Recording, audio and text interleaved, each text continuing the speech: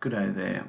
But today I wanted to take you through triple checking everything for month end just to make sure you're all right in Dear and we get the stock on hand to match between Dear and Xero. So the first thing is we'd recommend going to all purchases, and we'd recommend reviewing the status of where things are at. So the first thing would be to check that you agree with all draft orders and any drafts be deleted once a month, and that once a month awaiting delivery gets checked, and make sure that is a correct list of what you're still waiting on. That's important to check because that helps drive stock control. It also checks that we don't end up with a million purchase orders just sitting there waiting in the system. So that's the reason we get you to check the draft and awaiting delivery. The two elements that are really key for stock control is when the receiving is done, is that the date used for the receivable is actually in fact the date it was received. This is highly important because this controls, this and the supplier invoice controls the actual stock being added to stock on hand in Xero. So the more accurate you are with the exact date of stock received and the exact date on the tax invoice, the better the accounting will be around stock in Xero. The next item you would check is you'd go to all sales. And once again, it's very similar. We want to check everything that is awaiting fulfillment and make sure this list is correct and it's all being dispatched. The other thing we want to focus on in the dispatchment, and this will help with getting your stock on hand correct, is that the shipping date is actually the real shipping date stuff was dispatched. See, what happens in the back end of the system is the shipping date here, that date is the date that a journal is triggered in Xero to reduce stock on hand and increase cost of goods based on an average cost of the products being moved. Now, if that date's wrong, obviously your stock on hand will be out compared to Dear and it won't match. So we need to make sure that's correct. And the reason we get you to check all sales too is you want to be sure of the status of all the documents in here. There's nothing worse than coming in here and there's a heap of stuff sitting on back order. So back order's another one. You need to check back order and waiting for fulfillment and make sure you've got everything out the door as much as possible.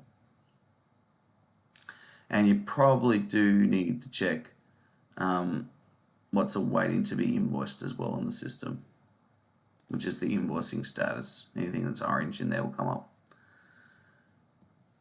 The next thing would be to basically browse the availability tab.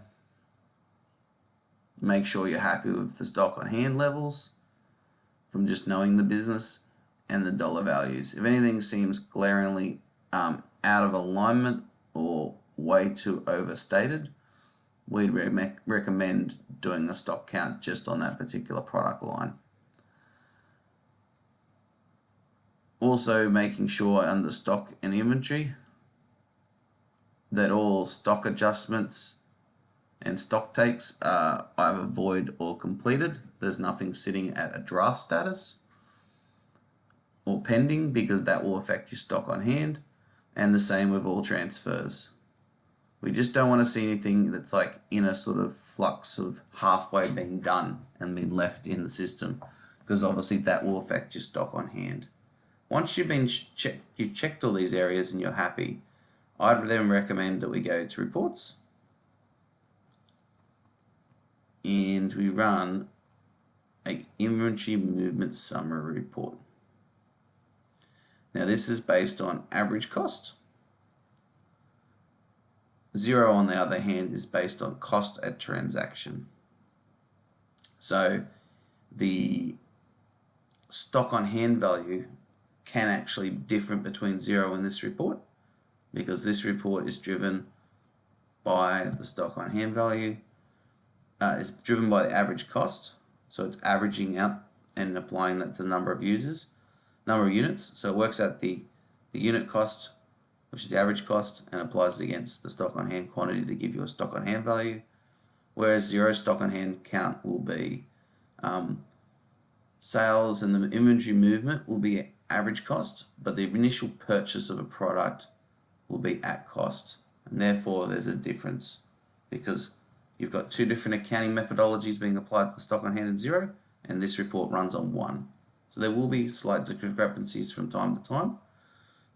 That is expected. If you're doing this once a month, you should be able to keep it in check. So then you take the stock on hand value you've got down the bottom here, and you go over to Xero, go to the balance sheet, and you would check the balance sheet, how you're going against it. So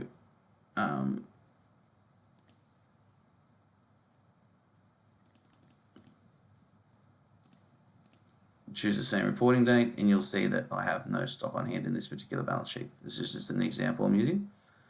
So then, knowing that they don't align, I would then run a journal to correct that. Now, if the discrepancy is quite big, I would work back through the purchasing, sales, stock movements for the month and see if there's anything glaringly a bit strange. Where it could be a bit strange is on a purchase. Where it could be a bit strange is, say, on a purchase. So let's just pick a particular purchase. Let's just say on a purchase,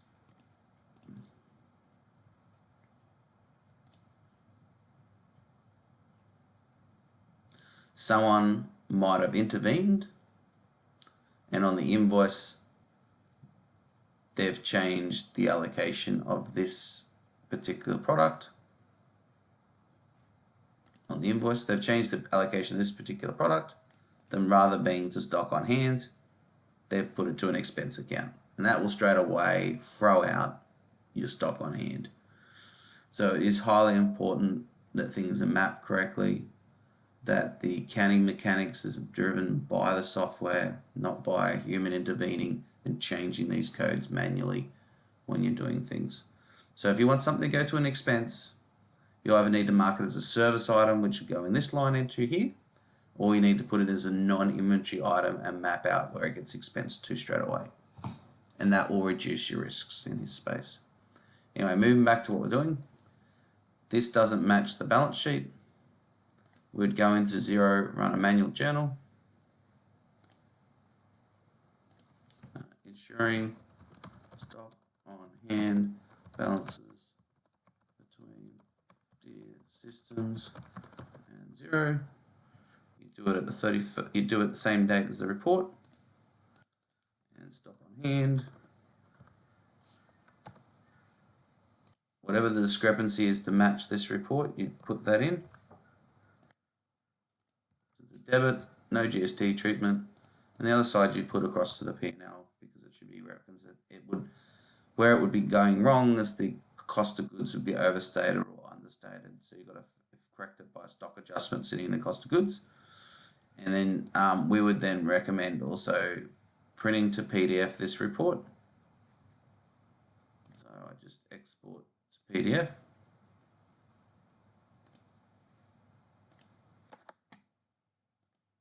And I'd attach that to support it, and then I'd post that into the system, and then go check that my balance sheet